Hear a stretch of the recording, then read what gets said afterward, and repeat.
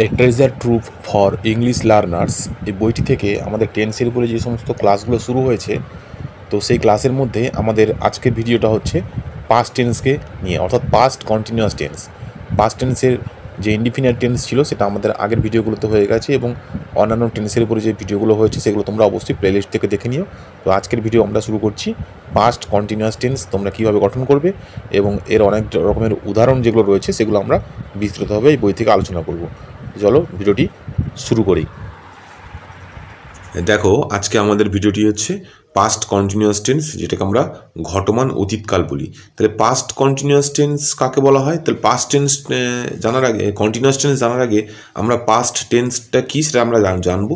তো এটা নিয়ে কিন্তু আগের ভিডিওতে করা হয়েছে পাস্ট ইনডিফিনাইট টেন্স এবং পাস্ট টেন্স কাকে বলা হয় এবং পাস্ট ইনডিফিনাইট টেন্সের যে গঠনগুলো রয়েছে সেটা নিয়ে আগের ভিডিওতে করা হয়েছে। তোমরা যারা যারা দেখোনি তারা সেই ভিডিওটা দেখে নিও, ঠিক আছে?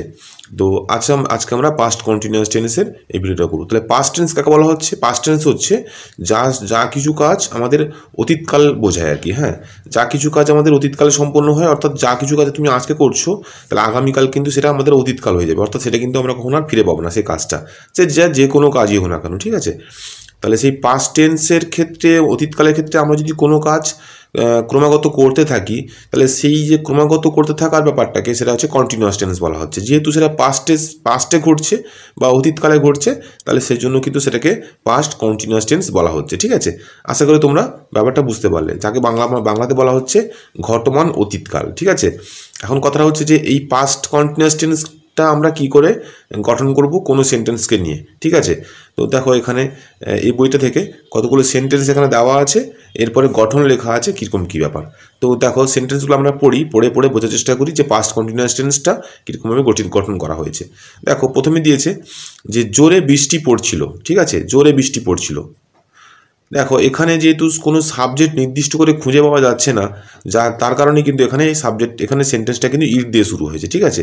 তাহলে যেখানে যে সেন্টেন্সের মধ্যে কোনো সাবজেক্ট নির্দিষ্ট করে খুঁজে পাওয়া যায় না, সেক্ষেত্রে আমরা ইট কিংবা দেয়ার দিয়ে সেন্টেন্সটাকে শুরু করতে পারি, যেটাকে ইন্ট্রোডাক্টরি দেয়ার বা ইট বলা হয়, ঠিক আছে?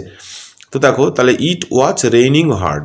তাহলে হার্ড, এই যে হার্ড কথার অর্থ হচ্ছে এখানে জোরে পড়া, ঠিক আছে? কোনো কিছু ঝরে পড়াটা হচ্ছে হার্ড কথা, ঠিক আছে? রেইন মানে বৃষ্টি, তাহলে ইট ওয়াজ রেইনিং হার্ড, ঠিক আছে? আবার দেখো, আমি আমার কর্তব্য করছিলাম, তাহলে I was doing my duty, ঠিক আছে? তো এখানে লক্ষ্য করো, এখানে কিন্তু সাবজেক্ট রয়েছে, তারপরে রয়েছে ওয়াজ, তারপরে রয়েছে ভার্বের সঙ্গে একটা যোগ হয়ে গেছে আইএনজি, তারপরে বাকিটা রয়েছে আমাদের অবজেক্ট। এই হয়েছে গঠন, ঠিক আছে? তাহলে এই যে ওয়াচটা কিন্তু কখনো কখনো আবার ওয়্যারও হয়ে যায়। তাহলে সিঙ্গুলার ফর্মে থাকলে হবে ওয়াচ, যেটাকে একটা বোঝায়, এবং প্লুরাল ফর্মে থাকলে অর্থাৎ একাধিকের ক্ষেত্রে হবে ওয়্যার, ঠিক আছে? এটা কিন্তু তোমরা মনে রাখবে। দেখো, তাহলে গঠনটা আশা করি বুঝতে পারলে। তাহলে সাবজেক্ট প্লাস হচ্ছে ওয়াচ কিংবা ওয়্যার, তার সঙ্গে যুক্ত হবে ভার্ব, তার সঙ্গে যুক্ত হবে আইএনজি, তারপরে বাকিটা থাকবে অবজেক্ট, ঠিক আছে? দেখো, তাহলে দেখো, ট্রেনটি দ্রুত চলছিল, তাহলে ট্রেনটি সাবজেক্ট, তাহলে দ্য ট্রেন, ঠিক আছে? যেহেতু এটা সিঙ্গুলার তাই এখানে ওয়াজ বসে গেছে।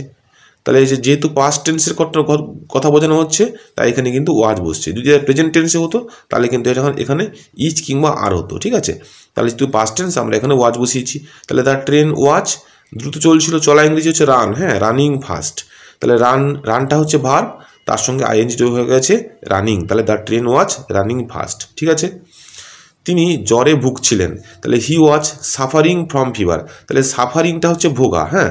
তাহলে সাফারিং ফ্রম ফিভার, এখানে জ্বরে আছে বলে জ্বরটা এখানে দিয়ে দেওয়া হয়েছে। যদি কোনো অন্য অসুখ থাকতো তাহলে ফিভারের জায়গায় অন্য কিছু যোগ হয়ে যেত, কিন্তু সাফারিং ফ্রমটা একই থাকতো। তাহলে he was suffering from fever. তারপর দেখো, গোয়ালা দুধ দোয়াচ্ছিল, তাহলে দ্য মিল্কম্যান মানে গোয়ালা, ওয়াজ মিল্কিং মানে হচ্ছে দুধ দোয়াকে মিল্কিং বলা হয়, মিল্কিং দ্য কাউ, ঠিক আছে? তাহলে the milkman was milking the cow. তারপরে দেখো, এখানে দিয়েছে যদু ও তুমি দাবা খেলছিলে। দেখো, যদু অ্যান্ড ইউ, যেহেতু এখানে দুজনকে বোঝাচ্ছে, তাহলে এখানে সিঙ্গুলার ফর্ম না হয়ে প্লুরাল ফর্ম হয়ে গেছে, অর্থাৎ একাধিক হয়ে গেছে। আর একাধিক হয়ে যাওয়ার কারণে কিন্তু এখানে ওয়াজের পরিবর্তে ওয়্যার হয়ে গেছে, ঠিক আছে? এবার আশা করি বুঝতে পারলে, যখন এই যে সাবজেক্টটা একাধিক ফর্মে থাকবে অর্থাৎ প্লুরাল ফর্মে থাকবে, তখন কিন্তু এখানে বি ভার্বটা ওয়্যার হবে, আর একজন থাকলে কিন্তু ওয়াজ হবে, ঠিক আছে? তাহলে Jadu and you were playing chess, playing মানে খেলা, চেস মানে কিন্তু দাবা, ঠিক আছে?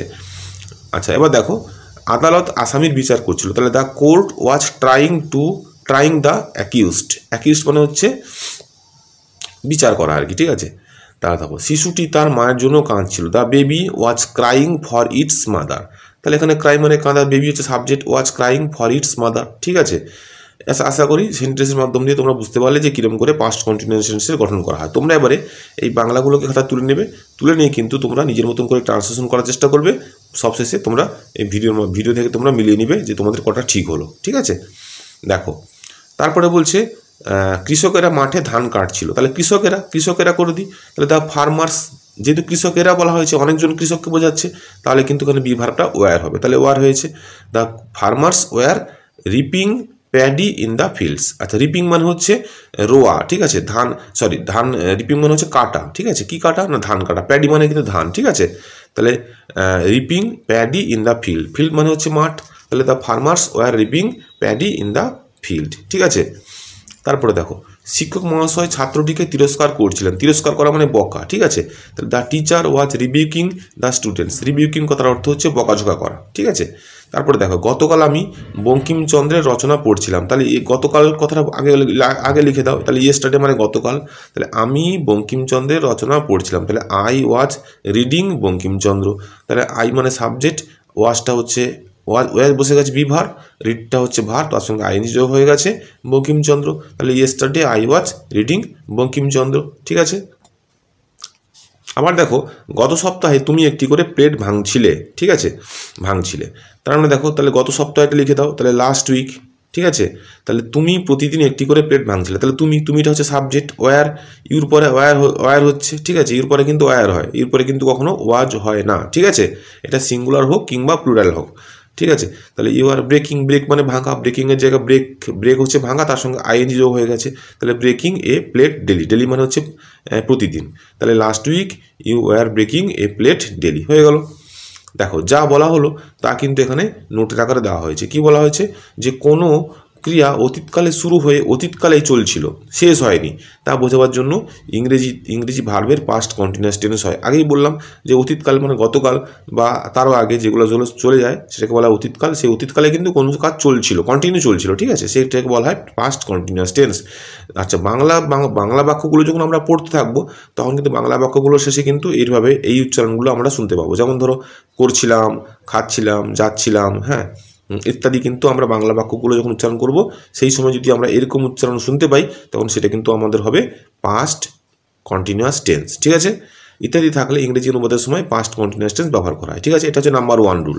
নাম্বার 2 রুল কি বলছে, ইংরেজিতে পাস্ট কন্টিনিউয়াস টেন্স গঠন করবার জন্য অক্সিলারি টু বি ভার্বের পাস্ট টেন্স ব্যবহার করতে হয়। তাহলে টু বি ভার্বটা আমরা আগেই আলোচনা করেছি, টু বি ভার্ব 5 প্রকার, am is R was wire, তাহলে অ্যাম ইজ আরটা হচ্ছে প্রেজেন্ট কন্টিনিউয়াস টেন্সের টু বি ভার্ব, আর ওয়াজ ওয়্যারটা হচ্ছে পাস্ট কন্টিনিউয়াস টেন্সের টু বি ভার্ব, ঠিক আছে, যেটা আমরা এক্ষুনি করছি। তাহলে এখানে ওয়াজ কিংবা ওয়্যার লাগবে, তাহলে অর্থাৎ সাবজেক্ট অনুযায়ী ওয়াজ বা ওয়্যার ব্যবহার করা হয়। ওয়াজ বা ওয়্যারের পরে মূল ভার্বটির সঙ্গে আইএনজি যোগ করতে হয়, যেটা আগে বলা হলো।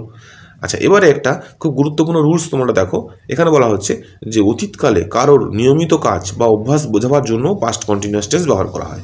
আচ্ছা তাহলে শুধুমাত্র যে কোনো কাজ চলছিল ঘটনা এরকম তা কিন্তু নয়, তাছাড়াও কিন্তু ব্যতিক্রম হিসেবে যদি আমরা সেই কাজটাকে কোনো হিসেবে অভ্যাস বা নিয়মিত ধরো করছিলাম সেই কাজটা, তাহলে সেরকম যদি কোথাও বোঝানো হয় তাহলে কিন্তু সেক্ষেত্রে আমরা পাস্ট কন্টিনিউয়াস টেন্সে ব্যবহার করবো। দেখো কয়েকটা এক্সাম্পল, যে সে সবসময় অভিযোগ করছিল, তাহলে হি ওয়াজ অলওয়েজ কমপ্লেইনিং, ঠিক আছে, তাহলে এগুলো ক্ষেত্রেও কিন্তু পাস্ট কন্টিনিউয়াস টেন্স হয়েছে, কিন্তু এগুলো অতীতকালের কোনো অভ্যাস বা নিয়মিত কাজ বোঝাচ্ছে, ঠিক আছে। তারপর দেখো গত সপ্তাহে ক্রমাগত বৃষ্টি পড়ছিল, তাহলে last week it was raining continuously, ঠিক আছে। সে নিয়মিত দেরিতে স্কুলে আসছিল, তাহলে he was regularly coming late to school. সে সপ্তাহে একদিন করে সিনেমা যাচ্ছিল, তাহলে he was going to cinema once a week, ঠিক আছে। আশা করি তোমরা বুঝতে পারলে। তারপর দেখো গত সপ্তাহে প্রতিদিন আমার মা গঙ্গায় স্নান করছিলেন, তাহলে এভরিডে। লাস্ট উইক তাহলে গত সপ্তাহের প্রতিদিন, তাহলে লাস্ট উইক মানে গত সপ্তাহ, এভরিডে মানে প্রতিদিন। My mother was bathing in the Ganges, bathing মানে চান করা, ঠিক আছে, এটা হচ্ছে ভার্বের শেষে আইএনজি যোগ হয়ে গেছে দেখতে পাচ্ছ, তাহলে ওয়াজ বেথিং ইন দ্য গঙ্গাস। আশা করি পাস্ট কন্টিনিউয়াস টেন্স কাকে বলে তোমরা আশা করি আজকে ভিডিওতে বুঝতে পারলে। এরপরে আমাদের পাস্ট কন্টিনিউয়াস টেন্সকে কেন্দ্র করে যে অন্যান্য টেন্স ট্রান্সলেশনগুলো রয়েছে বা গঠনগুলো রয়েছে সেগুলো পরের ভিডিওতে তোমরা পাবে। ক্লাসগুলি তোমাদের কেমন লাগছে তোমরা অবশ্যই কমেন্টে জানাও, এবং তোমরা পরবর্তী ক্লাস কী নিয়ে পেতে চাও এই বই থেকে তোমরা সেটাও কিন্তু অবশ্যই কমেন্টে জানিও, যাতে পরবর্তীকালে সেই বিষয়ে ক্লাস আমরা শুরু করতে পারি। চ্যানেলটি যারা প্রথমবার দেখছো তাদেরকে অনুরোধ করছি তোমরা চ্যানেলটিকে অবশ্যই সাবস্ক্রাইব করে নাও, যাতে এরকম হেল্পফুল ভিডিও তোমরা সবার আগে পেতে পারো এবং গ্রামারে এগিয়ে যেতে পারো। তো আজকের জন্য এই পর্যন্তই। নেক্সট ভিডিওতে পরের ক্লাসে তোমাদের সঙ্গে আবার দেখা হচ্ছে। ঠিক আছে, টাটা।